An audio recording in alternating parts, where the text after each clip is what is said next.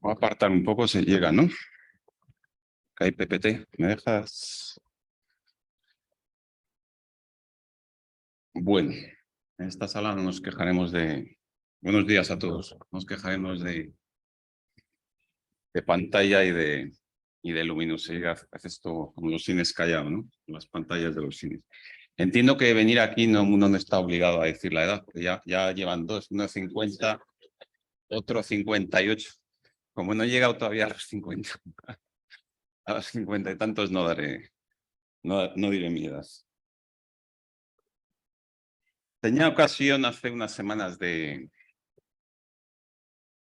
leer un artículo que me llegó a través de Carolina y decía, a partir de un estudio que estaba realizando, perdonad, que no quiero que suene el púlpito, ahí. A partir de un estudio que estaba realizando un catedrático de Harvard, que está ahí, concluía, entre otras, o manifestaba, entre otros aspectos, que el aumento de suicidios se debe a la caída de la religión.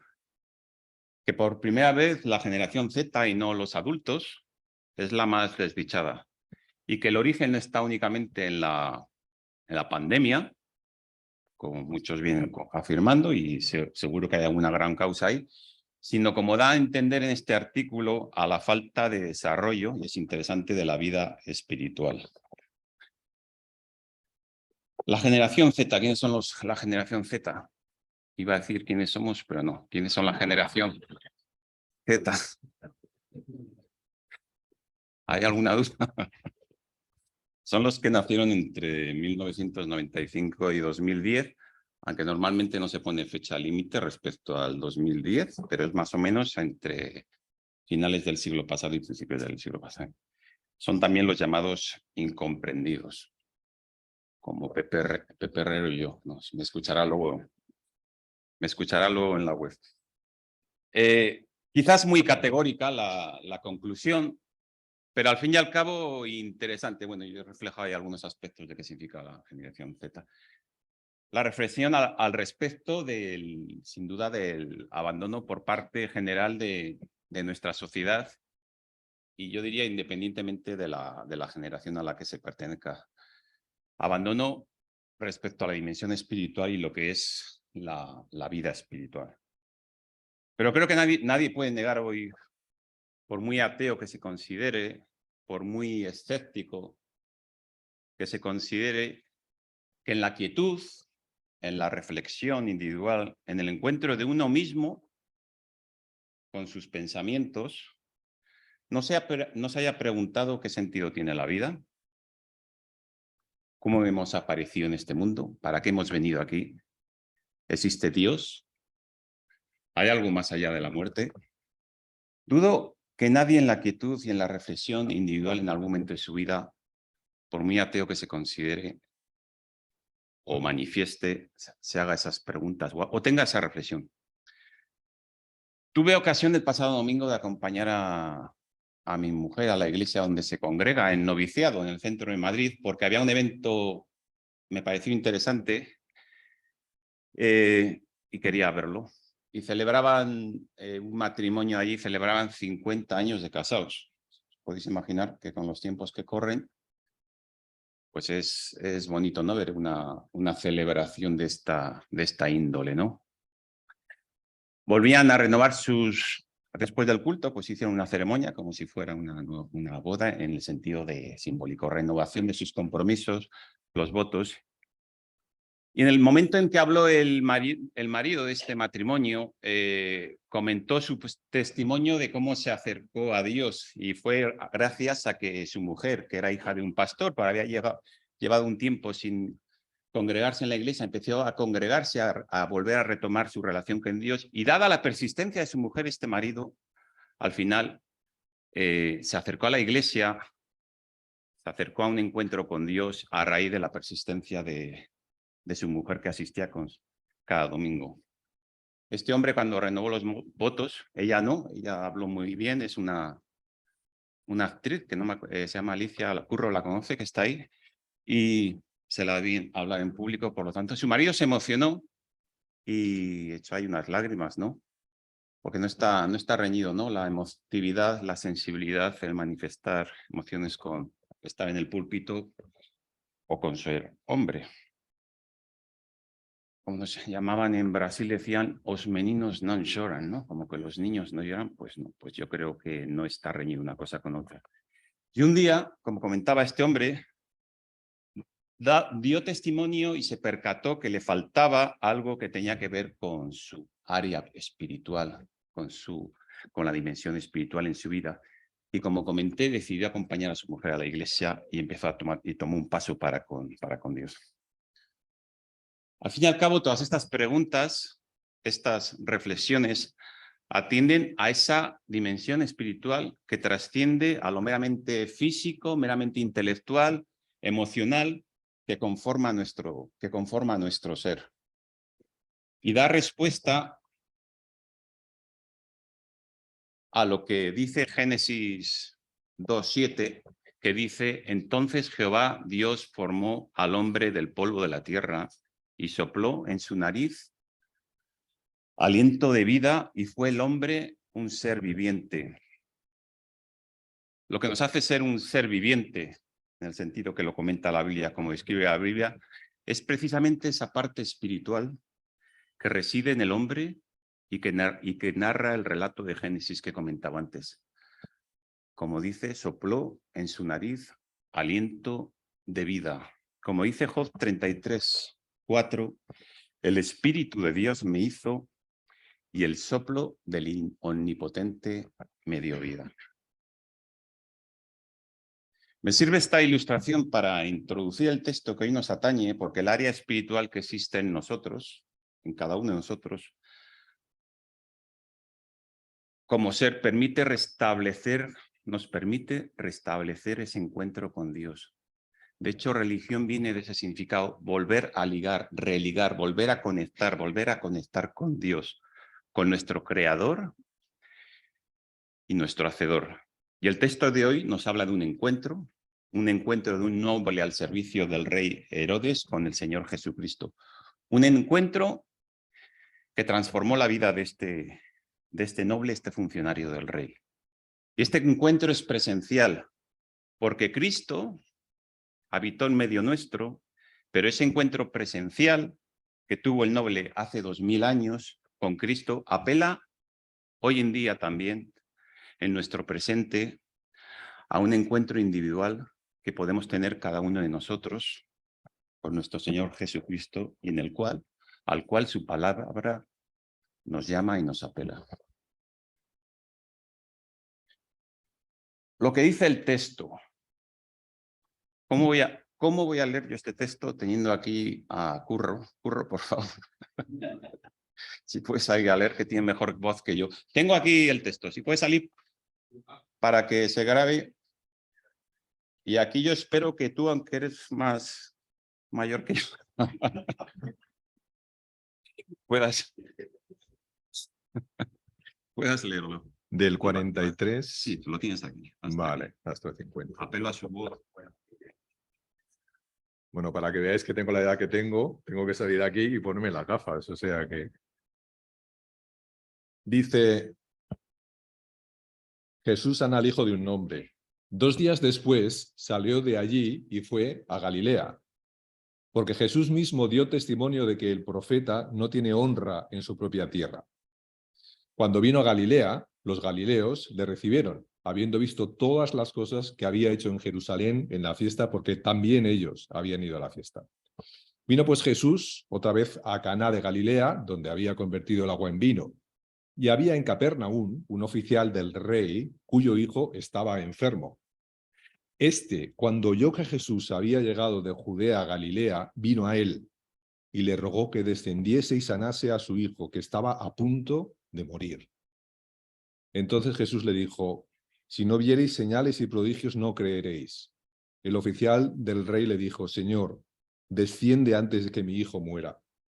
Jesús le dijo, ve, tu hijo vive.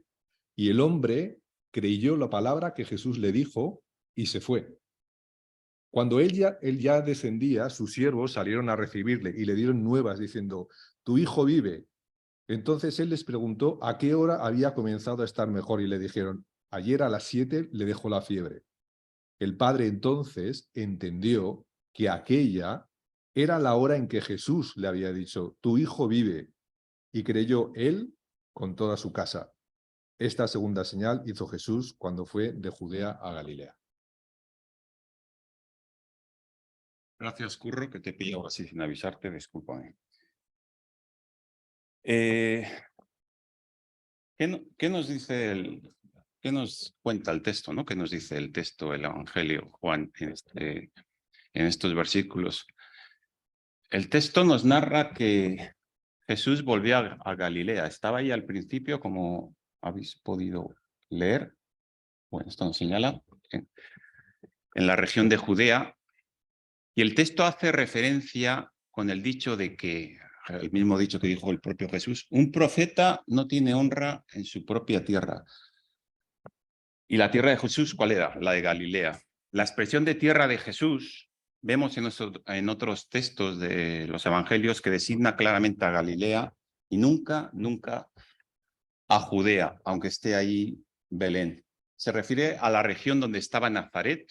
Aunque Jesús nació en Belén de Judea, sus padres habitaban en Galilea y fue allí donde se crió por consiguiente. Y por lo tanto, cuando Jesús habla de en su tierra, se está refiriendo a Galilea.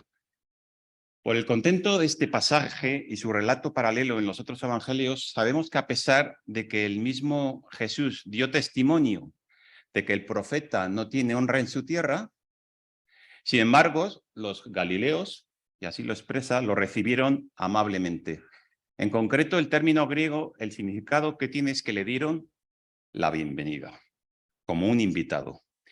Y la razón de esta bienvenida es porque el impacto que causó los milagros que Jesús y las señales que venía haciendo, principalmente en la fiesta de Pascua, previamente a este relato en Jerusalén, de las cuales muchos de los galileos probablemente habían sido testigos, o al menos habían escuchado de ello.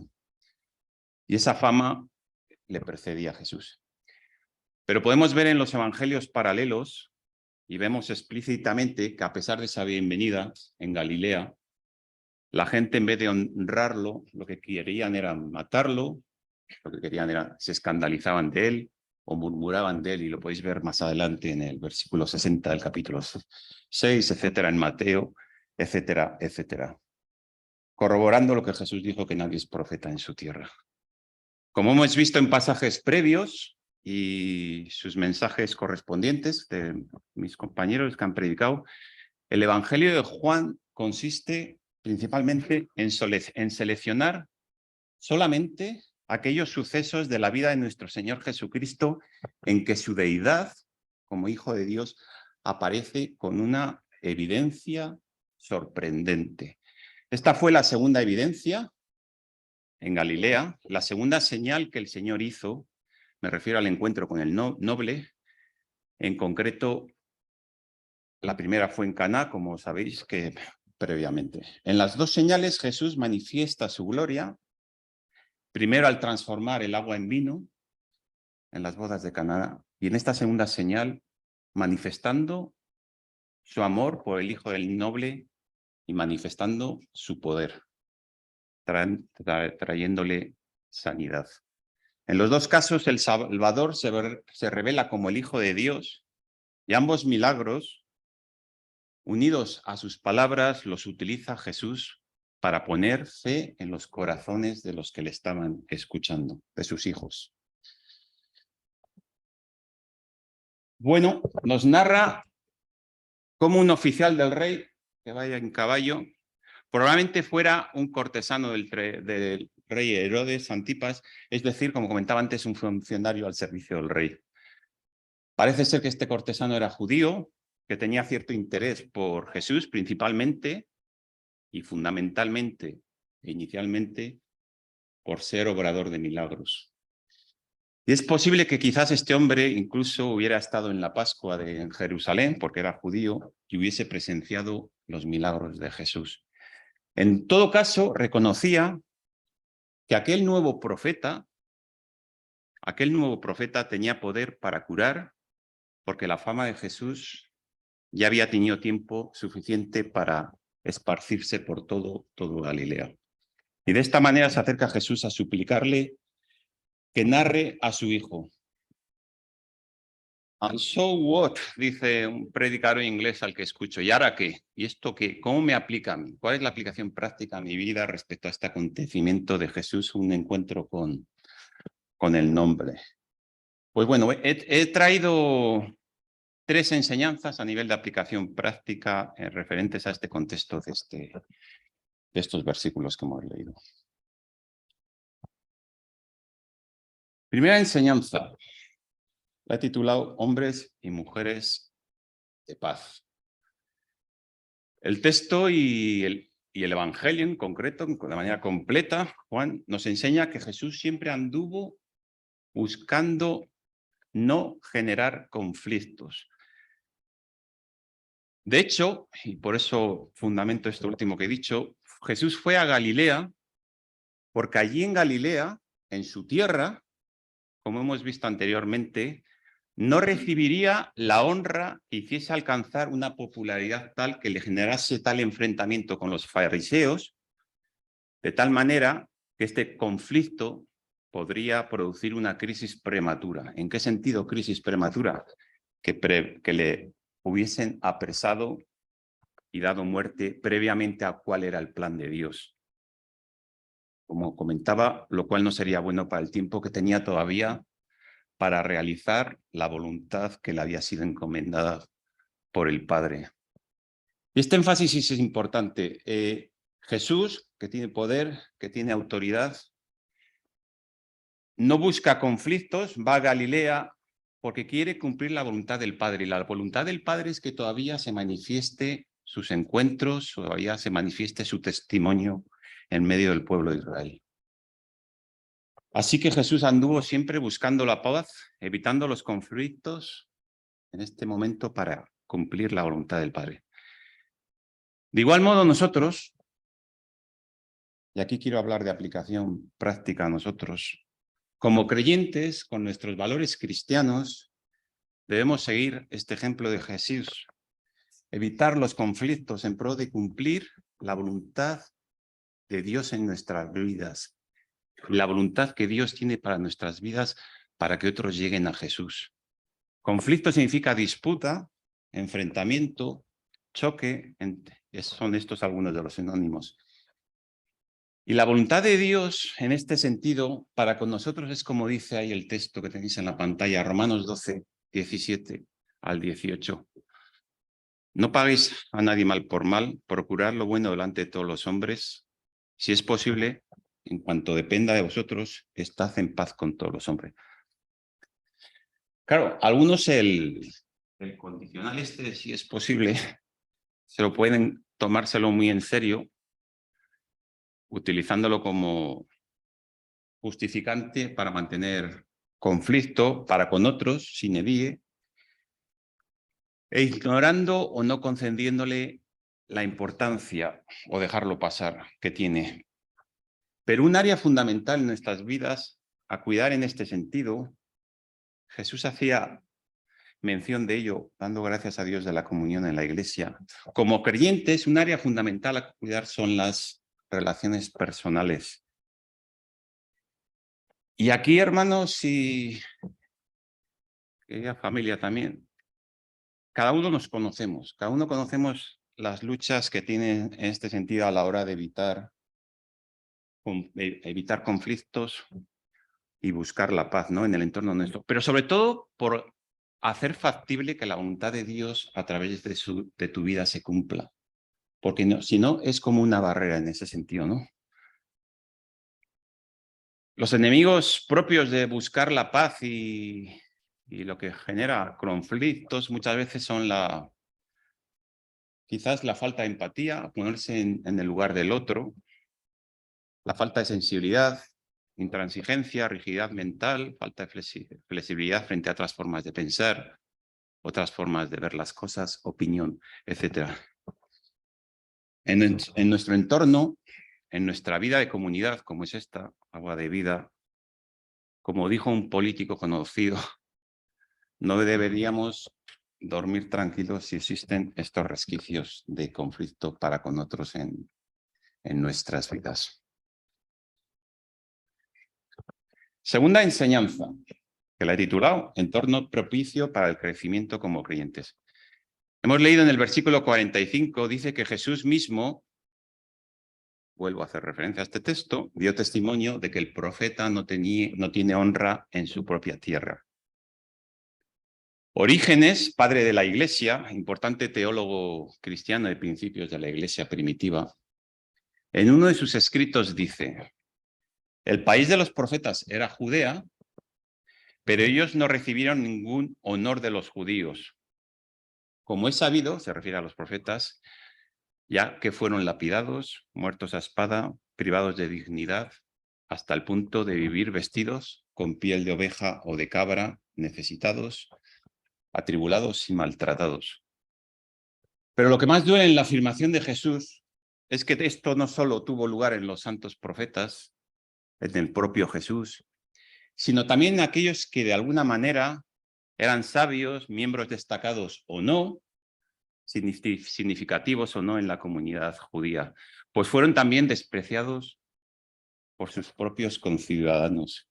Y lo más paradójico, fueron más honrados fuera de su tierra donde habían crecido y desarrollado. Aquí hay una aplicación práctica, porque como dice Cafarnaún, otro padre de la Iglesia, refiriéndose de aquella de principios del primer siglo, primero o segundo, refiriéndose al mismo texto de Juan, dice: la familiaridad puede acostumbrar, aunque bueno, le cito literalmente a él, acostumbra a generar desprecio, o quizás podríamos decir a no dar el aprecio, respaldo y consideración que sería más propio y necesario. Al fin y al cabo, el atractivo de lo novedoso, el cambio, lo ajeno, no debería minusvalorar ni desconsiderar a lo familiar, a lo cercano, a las personas cercanas que llevan más tiempo en nuestro círculo, en nuestra vivencia, en nuestra comunidad cristiana. Todos tenemos derecho, y es fundamental, necesitamos una vida de comunión, una comunidad de fe que nos dé pie a crecer a cada uno individualmente como creyentes, que nos proporcione oportunidades de dar culto y participar, independientemente de que cada uno tenga mayor o menor iniciativa, mayor o menor talento, atractivo o afinidad hacia el otro. Una tercera y última enseñanza. Estos lo he sacado, como vi el vídeo que puso Laura de la vida de la serie de Chosen, que está muy bien, sobre la vida de Jesús, que os recomiendo verla. El texto nos narra cómo el noble, esto lo he titulado Testimonio, esta tercera y última enseñanza, nos narra cómo el noble, en el día del encuentro con Jesús, había creído en la palabra de Jesús diciendo, cuando Jesús le dice, y lo hemos leído antes, tu hijo vive. El noble había creído en esa palabra y de hecho se marcha. Pero sabemos, como dice Nahum 1:7, que el Señor conoce a los que en él confían y que la fe de este noble probablemente no estaba sustentada precisamente en el reconocimiento de la deidad de Jesús y reconocimiento de que era el Hijo de Dios, sino que estaba sustentada en los milagros y prodigios que conocía de él. Y Jesús por eso lo dice, por eso concluimos esto, por eso lo dice en el texto, dice, si no viereis, porque no solo se lo dice a él, sino a los que iban con él, señales y prodigios, ¿no creeréis? Por eso posteriormente, cuando vuelve a su casa y sus siervos le comunican que su hijo vive, estos siervos le comunican que su hijo vive, el noble reconoce que Jesús era mucho más que un profeta con autoridad. Era el Mesías, el Hijo de Dios. Reconoce la deidad de Jesús. Pasando de creer en la palabra de Jesús, tu hijo vive, a creer en la persona de Jesús. Trayendo a su vida la esperanza de salvación y vida eterna. La bendición temporal, en el sentido de la sanidad del hijo enfermo, fue la puerta para la bendición eterna del noble. Pero la salvación no solamente le alcanzó al noble, sino a toda su casa, y aquí se está refiriendo no solo a su familia, sino a su servidumbre. Porque el testimonio de una persona sirve o puede servir para que otros muchos lleguen al Señor y sean suyos. Pero necesitamos dar testimonio como creyentes. ¿Cuántas bendiciones temporales como esta que recibió el noble respecto a su hijo? Importante y relevante, sin duda.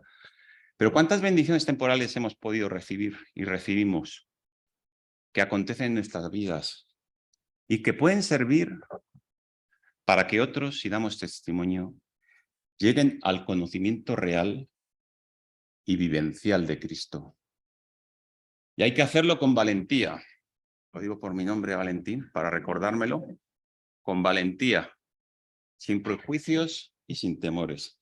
Porque la obra, al fin y al cabo, es del Señor. Dejémosle a Él que actúe en las vidas, pero no dejemos nosotros de ser el instrumento que Dios quiere que a través de nuestro testimonio, de las bendiciones que Él ha traído a nuestras vidas, otros lleguen al conocimiento de Jesús.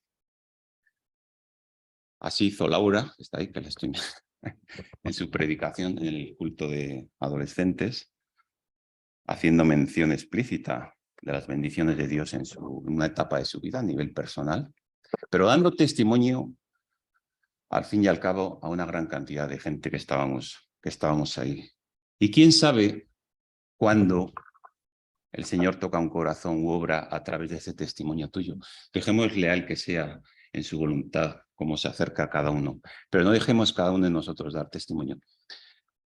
Recuerdo acompañando a Curro, perdón que te vuelvo a mencionar, pero esto no estaba preparado, era un tema que quería comentar. Acompañando a Curro cuando se murió su madre a Zaragoza, en el culto que hubo, y recuerdo que él compartió un testimonio precioso de los últimos momentos, análogo a como ha comentado Jesús, los últimos momentos con su madre. Y recuerdo que posteriormente nos comentabas, no estaba seguro si compartir o no en el culto que hicimos de despedida de mi madre al respecto de esta vivencia que tuve con mi madre en los últimos momentos, de cómo ella estaba viendo una luz, etcétera. Lo compartió aquí, Curro, con nosotros.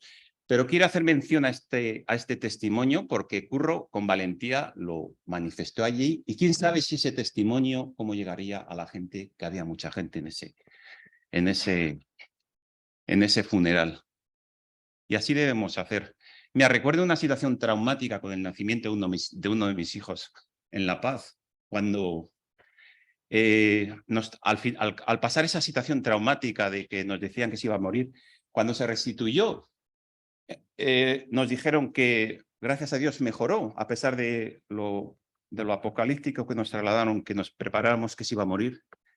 Recuerdo estar en un office de mi empresa al poco de incorporarme, tras la incorporación de mi hijo en casa después del hospital, que dudé si dar testimonio explícito, porque yo sabía que Dios había hecho ahí una intervención por parte suya para cambiar drásticamente 180 grados la situación de mi hijo. Pero me costó, pero me lancé a hacerlo porque ¿quién soy yo para bloquear las bendiciones de Dios? No por bendiciones individuales a mí, sino por su autoridad y su poder y su manifestación de bondad hacia otros. Y esos testimonios, como el del noble, llevaron a su familia, a su servidumbre, a conocer al Señor. Termino